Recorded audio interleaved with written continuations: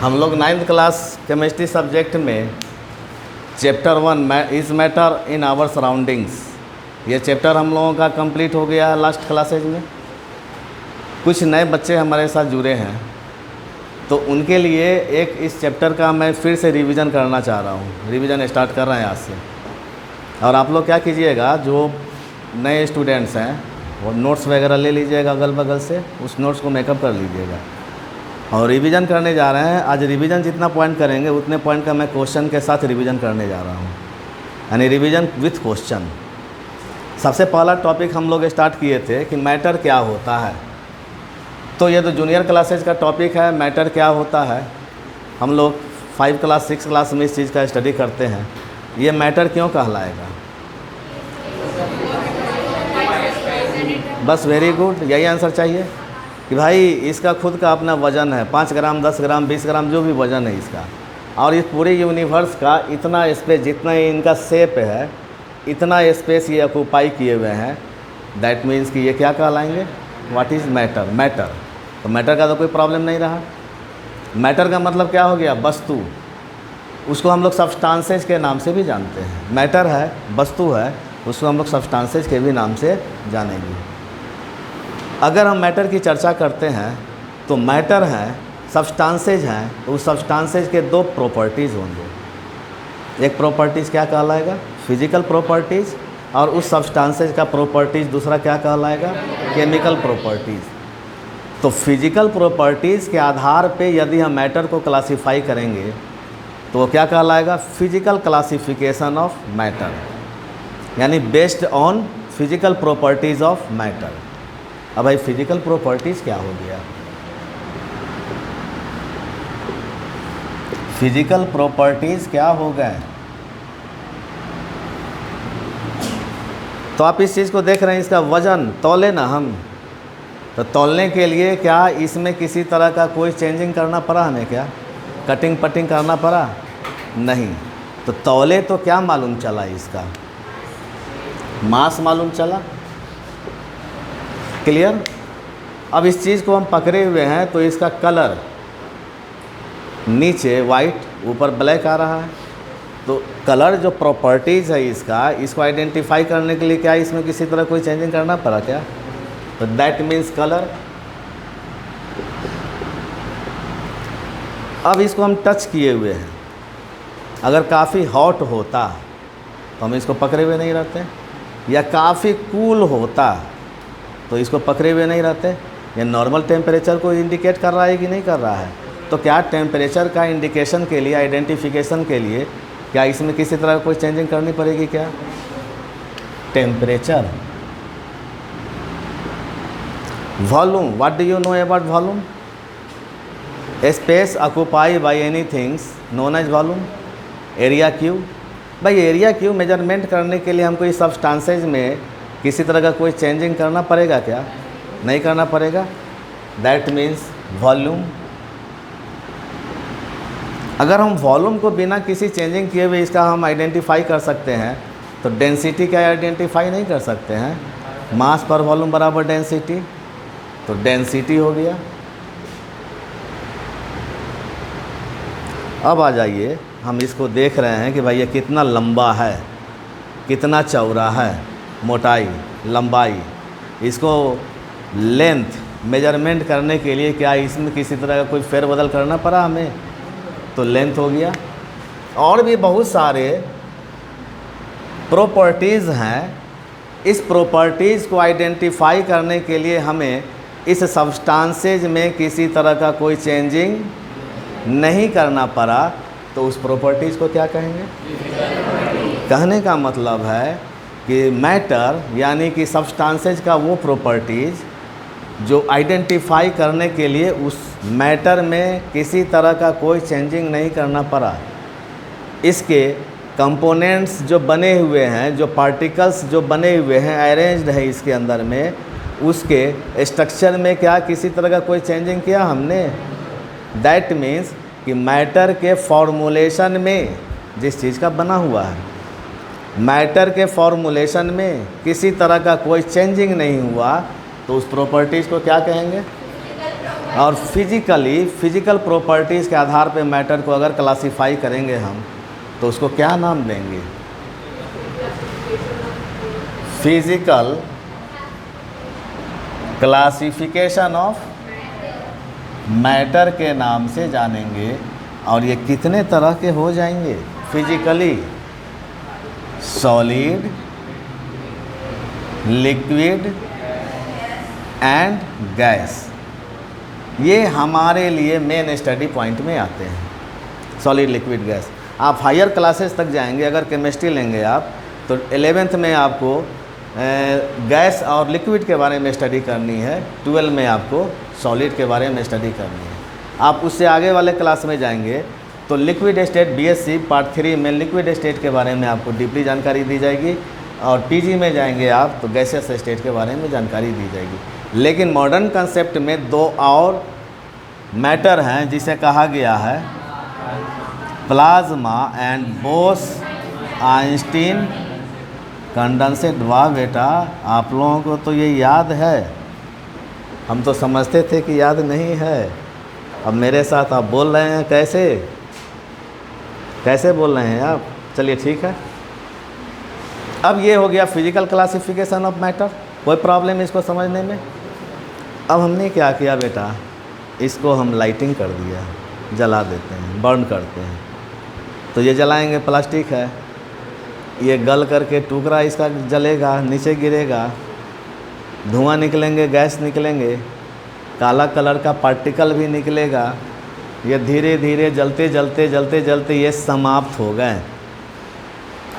हाथ में था, हाथ से गायब हो गया, डिसअपियर हो गया। यानी जो चीज़ था वो चीज़ अब किस में चेंज हो गया? गैस में चेंज हो गया, और साथ ही साथ राख बना। बात समझ में आ रही है कि नहीं आ रही है? यानी इस सब्सटेंसेस जो यहाँ पे हम पकड़े हुए थे, ये इसको जला दिया, ये ख़त्म हो गया। अब इस सब्सटेंसेस की आइडेंटिटी समाप्त। दैट मीन्स कि ये जिस चीज़ का बना हुआ था उसके फॉर्मूलेशन में चेंजिंग आए कि नहीं आए? मैटर में चेंजिंग हुआ, फॉर्मूलेशन में चेंजिंग हुआ। उस तरह का अगर चेंजिंग आएगा तो हम क्या कहेंगे? केमिकल प्रॉपर्टीज़ के नाम से जानेंगे, केमिकल चेंज के नाम से जानेंगे।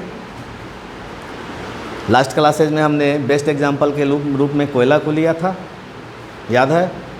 कोयला को जलाया तो कोयला जलने लगे, और जल कर क्या बनाए? कार्बन डाइऑक्साइड नहीं तो कार्बन मोनोऑक्साइड गैस बनाए, साथ ही साथ ऐश में कन्वर्ट हो गए। तो कोयले अपनी पहचान की समाप्त कर दिया या नहीं कर दिया आफ्टर बर्निंग? उस कोयले में जो कार्बन जो अरेंज थे एक दूसरे के साथ सिस्टम से अरेंज थे, उसके अरेंजमेंट में डिफेक्ट आया कि नहीं आया? वो टूट टाट करके carbon monoxide carbon dioxide gas बनाए कि नहीं बनाए? तो उनके आइडेंटिटी में चेंजिंग आया या नहीं आया?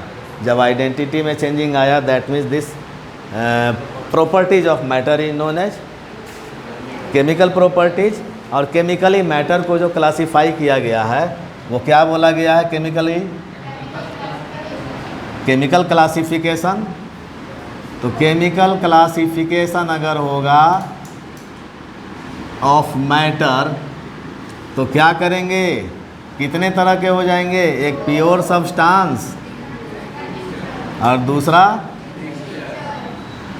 मिक्सचर हो गया। क्लियर? अब प्योर सब्सटेंस बेटा किसको बोले? H2O is pure substance or not?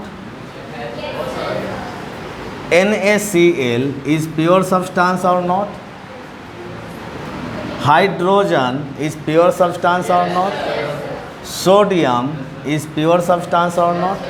That means वो substance जो आइडेंटिकल टाइप एटम के बने हुए होंगे, हम उस सब्सटेंस को क्या कहेंगे? Pure substance. एल्यूमिनियम एलिमेंट, ये एल्यूमिनियम एलिमेंट है तो इसमें सिर्फ और सिर्फ किसके एटम होंगे? क्या इसमें गोल्ड के एटम होंगे? क्या सारे के सारे एटम किसके होंगे? एल्यूमिनियम के होंगे। दैट मीन्स ये क्या कहलाएंगे? प्योर सब्सटेंस कहलाएंगे। कोई दिक्कत समझने में? अब जब प्योर सब्सटेंस है तो प्योर सब्सटेंस का बेस्ट एग्जांपल क्या हो जाएगा? Element and compound, molecules of compound. तो एलिमेंट और कंपाउंड आया या नहीं आया? एलिमेंट प्योर सब्सटेंस क्यों कहलाया? क्योंकि जितने भी एलिमेंट है आइडेंटिकल टाइप एटम के बने हुए हैं, जिनका सेम प्रॉपर्टीज है, सारे के सारे उसमें जो एटम होंगे एक ही तरह के एटम होंगे, तो सारे एटम का प्रॉपर्टी सेम होगा या डिफरेंट होगा? समझ में आ रहे हैं कि नहीं आ रहे हैं? अब कंपाउंड है तो कंपाउंड में आप देख रहे हैं कि हाइड्रोजन एलिमेंट का हाइड्रोजन एटम है या नहीं है, ऑक्सीजन एलिमेंट का ऑक्सीजन एटम है या नहीं है। जब एलिमेंट प्योर है तो वो एटम के बने हुए हैं, वही एटम के अगर मॉलिक्यूल बने हुए हैं, कंपाउंड बने हैं, तो वो प्योर होंगे या नहीं होंगे? समझ में आ रही है आपको? नहीं समझ में आया? हाँ, तो इसे नहीं हिलाना चाहिए बेटा, ऐसे करना चाहिए। देखिए ये एल्युमिनियम एलिमेंट है, किसका बना हुआ है? एल एटम का बना हुआ है। जितनी भी एटम है सारे के सारे एटम इसमें क्या है? एल्युमिनियम एटम है। तो एलिमेंट वो कहलाता है जो आइडेंटिकल सेम एटम का बना हुआ होता है, सेम एटम का बना हुआ है। और प्योर सब्सटेंस किसे कहते हैं? प्योर सब्सटेंस भी उसे ही कहते हैं जो आइडेंटिकल टाइप एटम के बने हुए होते हैं, सेम तरह के एटम के बने हुए हैं। तो ये तो प्योर सब्सटेंस हुआ, क्योंकि सिर्फ और सिर्फ एल्युमिनियम एटम है, पहली घटना। दूसरी घटना, एलिमेंट किसे बोले? तो एलिमेंट वो सब्सटेंस होता है जो सेम टाइप एटम के बने हुए हैं। तो element aluminium element pure substance होगा या नहीं होगा? समझ में आ रही है कि नहीं आ रही है? कोई प्रॉब्लम? अब आ जाते हैं, ये कंपाउंड या मॉलिक्यूल है, ये प्योर सब्सटेंस कैसे है? तो ये किसका बना हुआ है? सोडियम एलिमेंट का। सोडियम एटम है, दैट मीन्स सोडियम एलिमेंट आ रहे हैं कि नहीं आ रहे हैं इसमें? क्लोरीन एटम है, दैट मीन्स क्लोरीन एलिमेंट आ रहे हैं कि नहीं आ रहे हैं? तो प्योर है या नहीं है ये दोनों? तो ये मॉलिक्यूल और कंपाउंड भी प्योर कहलाएगा कि नहीं कहलाएगा? कोई दिक्कत समझने में? यानी प्योर सब्सटेंस कितने तरह के हो गए? एक क्या कहलाए? एलिमेंट कहलाए, और दूसरा क्या कहलाया? कंपाउंड कहलाया। पूछ देगा कि elements and compounds are pure substance, justify. Elements and compounds are pure substance, justify.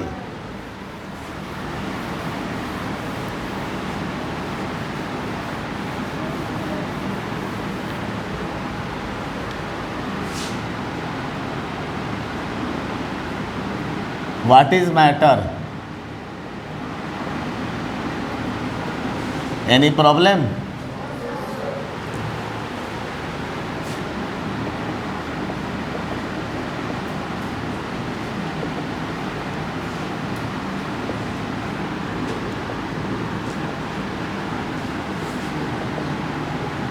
इसमें कोई प्रॉब्लम? देखिए, element, common salt. What is this? Matter. And this common salt is consist by sodium and chlorine ion. Sodium ion and chloride ion. समझ में आ रही है कि नहीं आ रही है? अगर हम वाटर लेते हैं, कंसिस्ट बाई H2O, क्लियर? अगर हम गैस लेते हैं, ऑक्सीजन, कंसिस्ट बाई O2। तो यहाँ देख रहे हैं दो एटम जुड़ा हुआ है। What is this? Matter. Solid liquid gas matter या नहीं है? ऑक्सीजन गैस है, क्या जुड़ा हुआ है? एटम जुड़ा हुआ है। ये वाटर है, लिक्विड है, ये H2O मॉलिक्यूल हो गए। समझ में आ रही है ना? ये कॉमन साल्ट है, Na+ ion and Cl- ion है। यानी मैटर जो बने हुए हैं बेटा, एटम्स, मॉलिक्यूल्स एंड आयन के बने हुए हैं। लेकिन ध्यान देना, एटम ही आयन में कन्वर्ट होता है और एटम ही मॉलिक्यूल और आयन में कन्वर्ट होता है। तो what is the fundamental unit of matter? आपका रिजल्ट आया या नहीं आया? नेक्स्ट पॉइंट अगर आ रहा है आपके पास कि what is the physical properties of matter, define about physical properties of matter, define about physical properties of matter. 4 point, लोहा iron is a solid, justify. लोहा iron is a solid, justify. An iron आलमीरा is a solid, justify. The wooden table is a solid, justify. आपको बताया गया था कि solid के particles के बीच का फोर्स ऑफ अट्रैक्शन काफ़ी हाई होता है, पहली घटना। दूसरी घटना, स्ट्रॉन्ग फोर्स ऑफ अट्रैक्शन होने के कारण से पार्टिकल एक दूसरे के काफ़ी क्लोज में आकर के अरेंज हो गए। पार्टिकल एक दूसरे के क्लोज में आकर अरेंज हो गया। तीसरी घटना कि जो मैक्सिमम वैकेंट स्पेस था सॉलिड में, उसको किसने ऑक्युपाई किया? तो वेरी लेस वैकेंट स्पेस। यही घटना तो उसको सॉलिडिफाई करता है। यही घटना तो उस सब्सटेंस को क्या बना दिया? सॉलिड बना दिया। तो अगर कोई क्वेश्चन पूछे आपसे, आप इस पॉइंट को पढ़ रहे हैं कि लोहा सॉलिड क्यों है, आप क्या जवाब देंगे?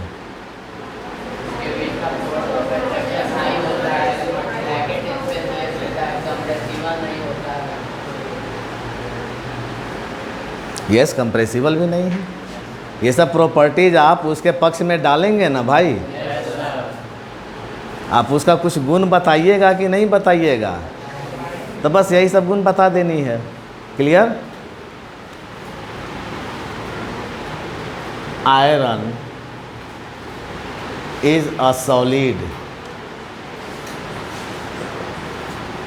Justify. 5 point, oxygen is a gas, justify. Oxygen gas कैसे है?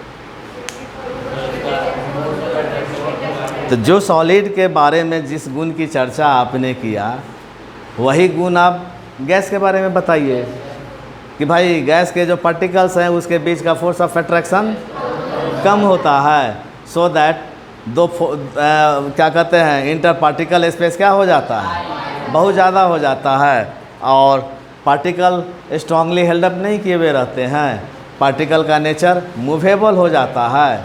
तो गैस को फ्लूइड के नाम से जानते हैं, टेंडेंसी उनका हो गया फ्लो करने का, इसलिए उनको गैस बोला गया। Clear? Gas liquid is known as fluid. शायद ये क्वेश्चन आया था क्या? हाँ, आप लोग क्या बोलते हैं कि काइनेटिक एनर्जी हाई है इसलिए फ्लूइड है। रे बुर्बक, काइनेटिक रीजन ना है, रीज़न है वो। आपने बोला, गलत नहीं बोला कि सर काइनेटिक एनर्जी हाई है इसलिए फ्लूइड है। नहीं, गलत है ये। आपने सही बोला, हमने बोला गलत बोला। मैं भी ये भी कह रहा हूँ कि आपने सही बोला, मैं ये भी कह रहा हूँ कि आपने गलत बोला। समझ में आ रही है ना? Iron is A fluid. What do you know about fluid? यही आंसर होना चाहिए ना भाई। इनका टेंडेंसी क्या है? अब आपसे पूछा जाएगा कि भाई फ्लो करने का टेंडेंसी रीज़न क्या है? High kinetic energy. मूवमेंट किसके कारण से हो रहा है? तो मूवमेंट है, दैट मीन्स मोशन में है, दैट मीन्स कि काइनेटिक एनर्जी है या नहीं है उनके पास, वो रीज़न हो जाएगा। और आप क्या आंसर कीजिएगा? Gas and liquid is known as fluid because tendency to flow. बस, क्लियर? कोई प्रॉब्लम? अब आते हैं 6 पॉइंट। आपको जो एक प्रॉपर्टीज़ के बारे में बताइए आप। मैं फिजिकल प्रॉपर्टीज़ बोला आपको। Mass and weight is a physical properties of substance. Why? एक से रहता है। Yes, Because change in mass or weight of the object doesn't lead to the change in chemical composition. Very good, very good answer बेटा। इनके कहने का मतलब है कि हमने मास का जो मेजरमेंट किया उसमें इसके केमिकल कंपोजिशन में किसी तरह का कोई चेंजिंग नहीं आया। वेरी गुड आंसर, समझ में आ रही है ना? कहने का मतलब क्या है, हमने मास का जो मेजरमेंट किया उस मेजरमेंट के लिए सब्सटेंसेज के आइडेंटिटी में किसी तरह का कोई चेंजिंग नहीं करना पड़ा, इसलिए वो क्या कहलाएगा? मास क्या कहलाएगा? Physical properties. Mass is a physical properties of matter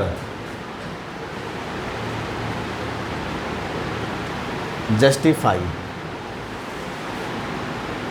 element is a pure substances, elements and compounds are pure substances, justify। क्या जवाब देंगे आप बताइए?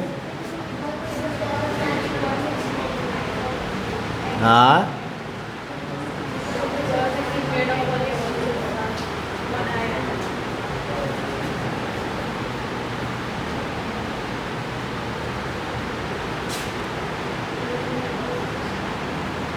क्या कुछ दिक्कत हो गई क्वेश्चन में? पूछा जाएगा, क्या जवाब दोगे बेटा? Element and compound called pure substance because it is made up of one kind of particles. Clear हो गया? कोई दिक्कत तो नहीं होना चाहिए, बैठ जाइए। अब आते हैं मिक्सचर की तरफ, हम लोग कुछ रिवीजन कर लें।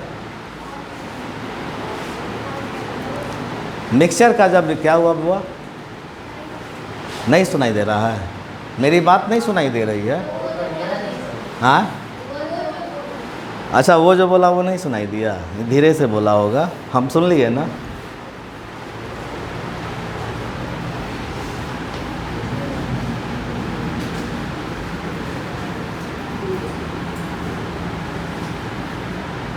एक क्वेश्चन आ रहा है ब्रेन में, सॉलिड लिक्विड गैस का तो स्टडी किए हुए थे। एक ब्रेन में क्वेश्चन आ रहा है, ये बहुत इंपॉर्टेंट क्वेश्चन है, आगे भी काम देगा। Melting point and boiling point of solid is very high as compare to liquid and gas, why? Yes, Sir, because to break the intermolecular space and to change the state, we require more energy. चलो ठीक है, मिलता जुलता है। तुम बोलो बुआ, क्या कुछ बोल रही थी तुम? कौन और बोल रहा था? यस,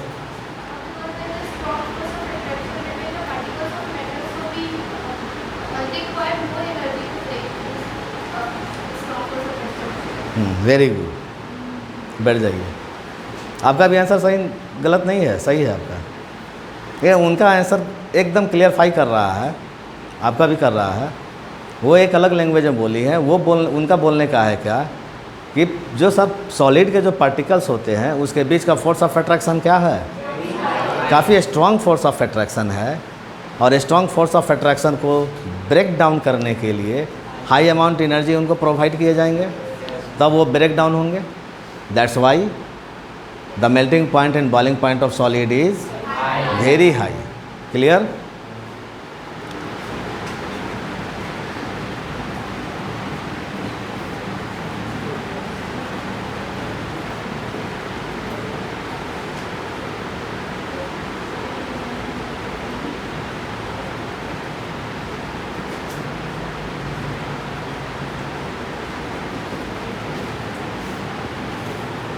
अब जब मैटर की चर्चा करते हैं तो solid liquid gas physical state में आ रहे हैं। हमने पार्टिकल के बारे में बहुत सारा जानकारी लिया कि भाई पार्टिकल के बीच में फोर्स ऑफ अट्रैक्शन होते हैं, किसी में फोर्स ऑफ अट्रैक्शन कम होते हैं, मॉडरेट होते हैं, और किसी में फोर्स ऑफ अट्रैक्शन बहुत कम होता है, वेरी लेस होते हैं। ये स्टडी किए थे। और ये भी स्टडी किए हैं पार्टिकल के बारे में कि पार्टिकल को हम लोग अपने नंगी आँखों से नेक्ड आई से देख नहीं सकते हैं। 2 पॉइंट हुआ। पहला पॉइंट हुआ कि जो मैटर हैं, नमक खा रहे हैं, नमक बने हुए हैं सोडियम आयन और क्लोराइड आयन के, NaCl के बने हुए हैं। NaCl आपको दिखाई देंगे क्या? पानी पी रहे हैं। वाटर H2O मॉलिक्यूल के बने हुए हैं, दिखाई देंगे क्या? सांस ले रहे हैं, रिस्पिरेशन में हम लोग ऑक्सीजन गैस इनहेल कर रहे हैं, क्या दिखाई दे रहे हैं? तो इतनी छोटे पार्टिकल्स हैं कि हमारी आँखों से आइडेंटिफाई होना मुश्किल है, इवन माइक्रोस्कोप से भी देखना उसको मुश्किल है। पहली घटना। दूसरी घटना, जो पार्टिकल्स हैं उनके बीच में फोर्स ऑफ अट्रैक्शन भी है। वो फोर्स ऑफ अट्रैक्शन के कारण से एक दूसरे को इंटरैक्ट किए हुए हैं, पकड़े हुए हैं। अब फोर्स ऑफ अट्रैक्शन कम हो, मॉडरेट हो या हाई है। तीसरी घटना, जो पार्टिकल हैं उनके बीच का जो स्पेस है, जब पार्टिकल को नहीं देख पाएंगे तो क्या है, उनके बीच का जो स्पेस है, इंटर पार्टिकल स्पेस, उसको देख पाएंगे? उनके स्पेस को भी नहीं देख पाएंगे हम। तो आपको दिक्कत तो नहीं होना चाहिए था कि characteristic of particles of matter में राइट करने में। ये क्वेश्चन भी था क्या? शायद था नहीं ये क्वेश्चन, लेकिन आप लोगों ने बहुत कम स्टूडेंट इसको सही ढंग से आंसर किए। तभी वो बोली, तुम बोली थी 4 पॉइंट क्या है? कौन बोली थी? तुम बोली थी। तुम 4 पॉइंट। पहला पॉइंट क्या बोली थी? Particles are so small that cannot be seen by naked. Very good. Second? Particles are always in continuous movement. Yes. Third? Particles of matter always attract each other. Yes. 4? But they have intermolecular force acting. नहीं, वो तो हो गया। Some space between particles of matter. These are the characteristic of particles of matter.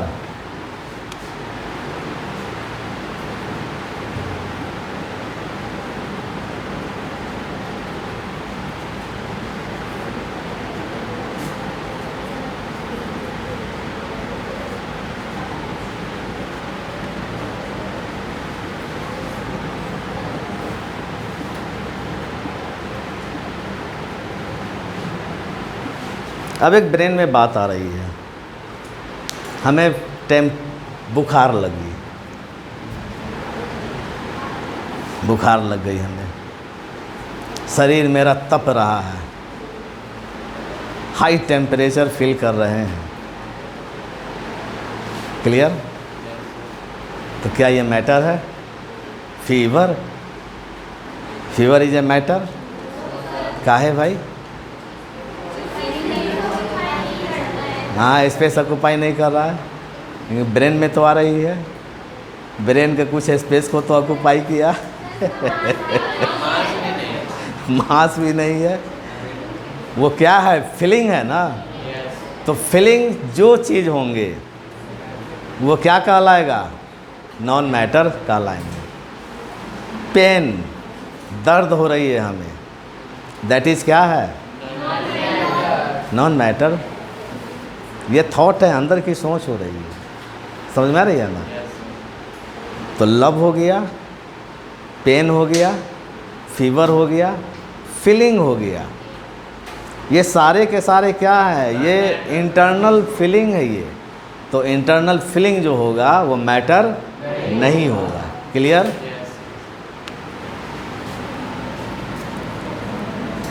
Truth. Truth is a matter or not. Justify. यार justify करना है, थोड़े पूरा एकदम हिस्ट्री लिखना है उसके बारे में। एक लाइन में इसका आंसर है, सारे का आंसर एक लाइन में आ रहा है। आप ज़्यादा भरने की सोच को मत हट कीजिए। 4 लाइन में लिख देंगे, सर खुश हो जाएंगे ना। सर एक लाइन में खुश हो जाएंगे। टू द पॉइंट आंसर देनी है आपको।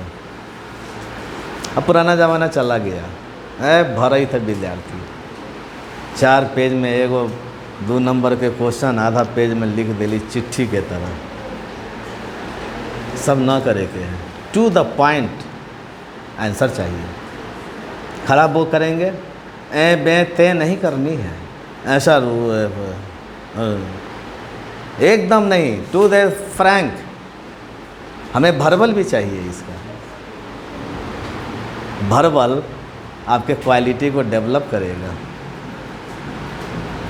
समझ में आ रही है ना? सारे का वर्बल चाहिए हमें। रिटन तो है, रिटन सिटिंग कैपेसिटी बताता है आपको, बैठ के आप बना रहे हैं कि नहीं बना, मेहनत कर रहे हैं कि नहीं। हाँ, जब रिटर्न करेंगे तो ब्रेन में भी कंसेप्ट आएगा कि नहीं आएगा, तो वर्बली आप उसको डील कर सकते हैं कि नहीं कर सकते हैं। समझ में आ रही है कि नहीं आ रही है? अब आते हैं, अगर पार्टिकल्स ऑफ मैटर की चर्चा करते हैं तो एक एक्टिविटी बताने को बोला गया था शायद आप लोगों को, क्या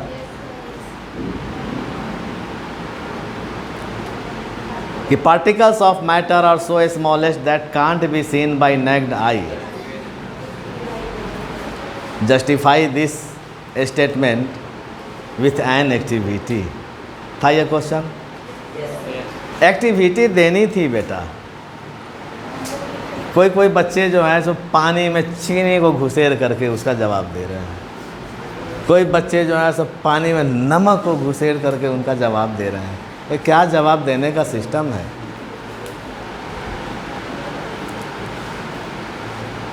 अब चांद तारा का जवाब ला करके डालोगे क्या इसमें?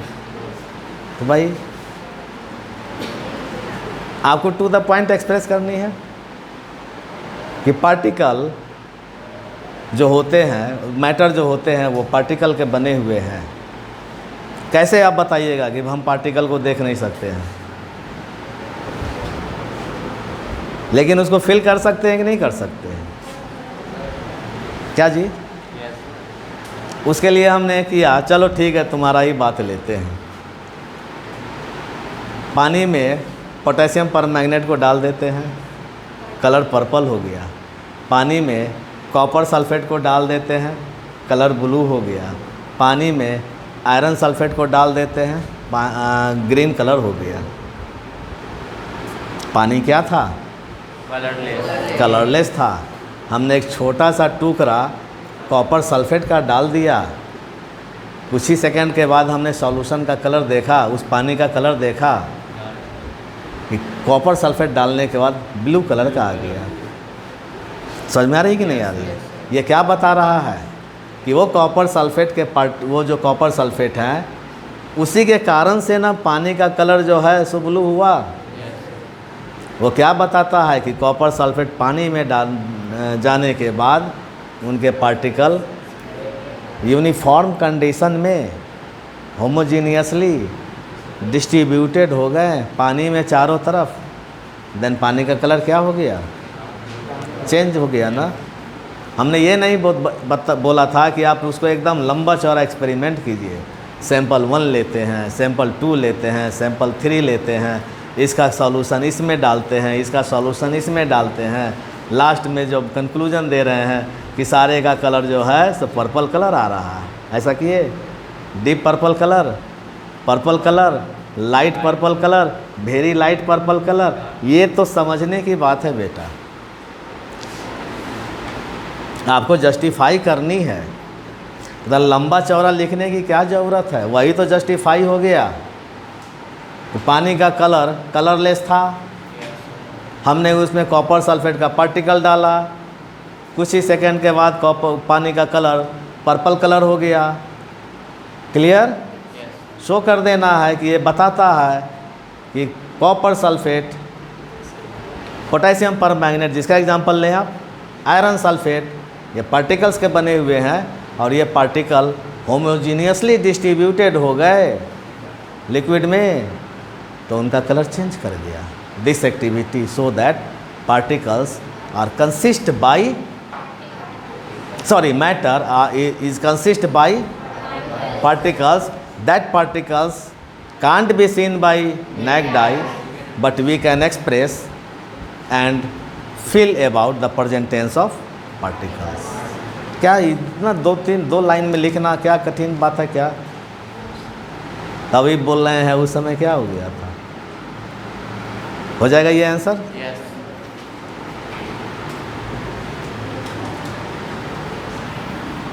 टाइम पूरा हो गया क्या?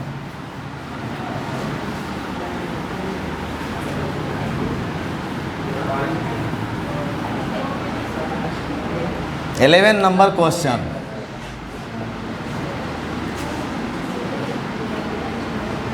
Matter is consist by particles express this statement. कोई दिक्कत होगा क्या? अब आ रहे हैं इस 11 क्वेश्चन में किसी तरह का कोई डाउट है तो बोल दो, डाउट नहीं है। अब आगे हम लोग बढ़ें। नेक्स्ट पॉइंट आता है कि what do you know about diffusion. Solid having no diffusion property but liquid and gas have diffusion in nature. Diffusion का मतलब क्या हो गया? पार्टिकल को आपने डाला लिक्विड में, सॉरी पोटेशियम परमैंगनेट को आपने लिक्विड में डाला, तो पोटेशियम परमैंगनेट लिक्विड में जाने के बाद उनका कलर पर्पल बना दिया। इंटरमिक्स किया या नहीं किया? पोटेशियम परमैंगनेट के पार्टिकल्स H2O मॉलिक्यूल के साथ इंटरमिक्स किए या नहीं किए लिक्विड में? This intermixing process is known as diffusion of solid in liquid। किस में जा रहा है? लिक्विड में। कोई प्रॉब्लम? अगर मान लेते हैं कार्बन डाइऑक्साइड गैस है, या हम एक इंसेंस स्टिक जलाते हैं, या हम परफ्यूम मार करके आपके रौ से गुजरते हैं, तो अगल बगल वाले जो बच्चे बैठे हुए हैं वो उनको स्मेल मिलता है कि नहीं मिलता है? क्यों?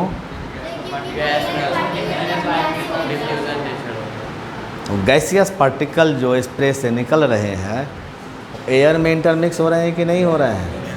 तो एयर में इंटरमिक्स हो रहे हैं और उसी एयर को तो आप इनहेल कर रहे हैं, तो उसका स्मेल जाएगा कि नहीं जाएगा आपके पास?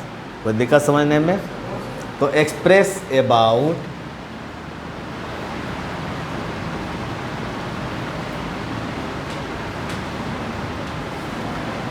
Diffusion.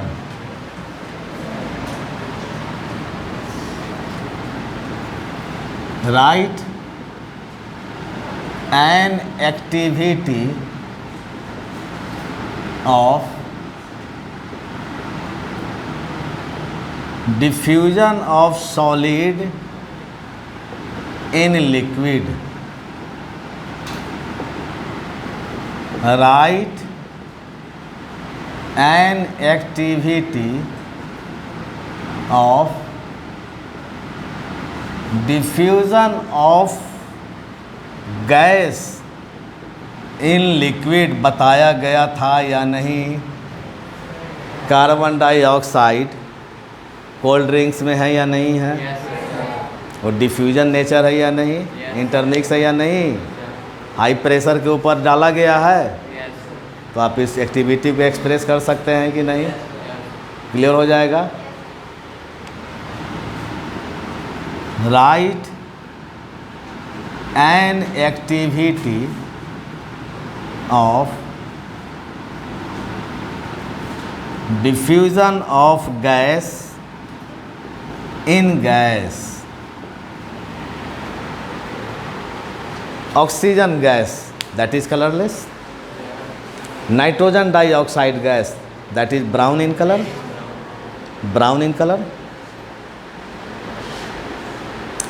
Bromine fumes reddish brown in colour. हमने दो ट्रांसपेरेंट टेस्ट ट्यूब ले लिया या जार बीकर कुछ भी ले लें, उसमें सेपरेट रूप में एक में ऑक्सीजन गैस डाल दें कलरलेस गैस, और एक में कलर्ड गैस डाल दें नाइट्रोजन डाइऑक्साइड ब्राउन कलर का। दोनों ओपनिंग को एक दूसरे के ऊपर डाल करके स्लाइड से ढक दिए, तो एक का कलर कोई कलर नहीं शो कर रहा है, लेकिन दूसरे का चैम्बर का कलर रेडिश या सॉरी ब्राउन कलर शो कर रहा है। हमने इस स्लाइड को स्लोली खींच लिया। तो अब क्या होगा, इंटरमिक्सिंग होंगे या नहीं दोनों गैस, नीचे वाले गैस ऊपर जाएंगे कि नहीं जाएंगे। अब तो कोई बाउंड्री रहा नहीं, समझ में आ रही है, ऊपर वाले गैस पे नीचे आएंगे कि नहीं आएंगे। कुछ ही समय बाद दोनों जार का कलर ब्राउन हो गया। That expression express about the diffusion of gas in gas. कोई प्रॉब्लम है आपके पास? 12 क्वेश्चन आपको दिए गए हैं, इस 12 क्वेश्चन का आप आंसर बना करके लेते आएंगे। क्लियर? तो नोट नहीं कीजिएगा तो कैसे कीजिएगा बेटा, ये नोट नहीं करेंगे आप तो क्या करेंगे।